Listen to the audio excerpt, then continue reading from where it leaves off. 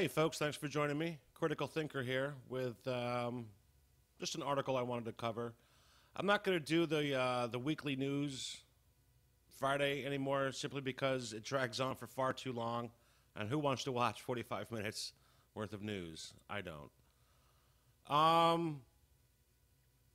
So as I've been looking over headlines the last just couple of weeks, I can easily pick out 4 to 5 on a weekly basis child sex abuse stories.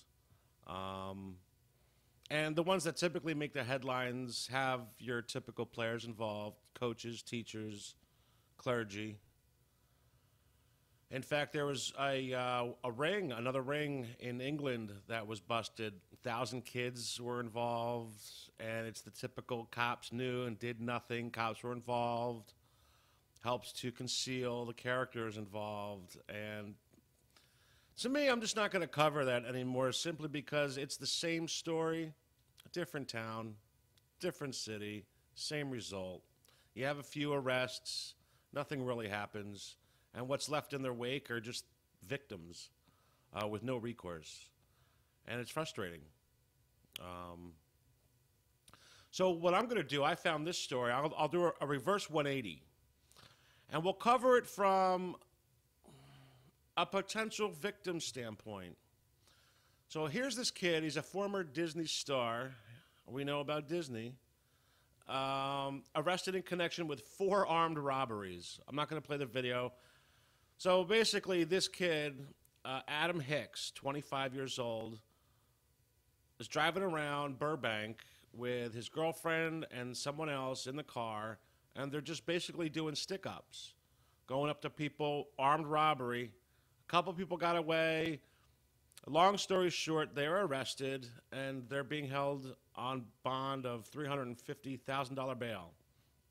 So, but to me, this is a kid who is screaming for help. He has obviously hit rock bottom. Does not mention drug involvement, but my guess is that they're going to steal this shit. They're going to take it to a pawn shop or somewhere, or they're just going to trade it straight up for drugs. I imagine there's a drug problem here. And so once again, we have this child star acting out, and he was connected with Disney. Now so for those who want to research this, and I choose not to anymore because I seriously think you can do a 5 to 7 page expose per victim like 3 times a week. That's how prevalent the Hollywood PEDO-CULT is. So here's what I would do if I were investigating this and wanted to see, because we have these red flags, right? We have Disney. Does Disney own Nickelodeon? I don't know.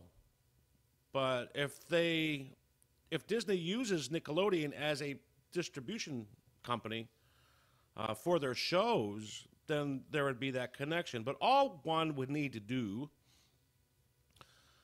is click on, and there's a link. Just go to the IMDb page, and I'll leave a link to this because there's a link right here which you can click on to get right to it if you want to investigate this kid. Number 1, see who the agent was, or probably, in most child stars, it's typically the parents, but you never know. Look at the agent. More importantly, you're going to want to look at the casting agency, all right? Then you're going to want to look at the actual producers of the shows he was involved with. And you're also going to want to look at, well, I guess that's pretty much it. The directors, everyone involved in that production company, you're going to want to take a look at. He also started a Disney movie by the name of Lemonade Mouth, which, if you've any sort of imagination and understand that there are pissing fetishes out there, I know, hey, I had to say it, but, you know how these pedophiles, they love to tell you what they do in cute little ways. So So his acting career dates back to 2000. So this kid grew up in this environment. And now all of a sudden we have some serious antisocial behavior, probable drug use, and now armed robbery. Is this kid a victim? Perhaps. I'll leave it up to you to investigate to find out. Anyway, I'll leave you with that for now. I'll cover a few more stories as the day progresses. Have a good one. See you.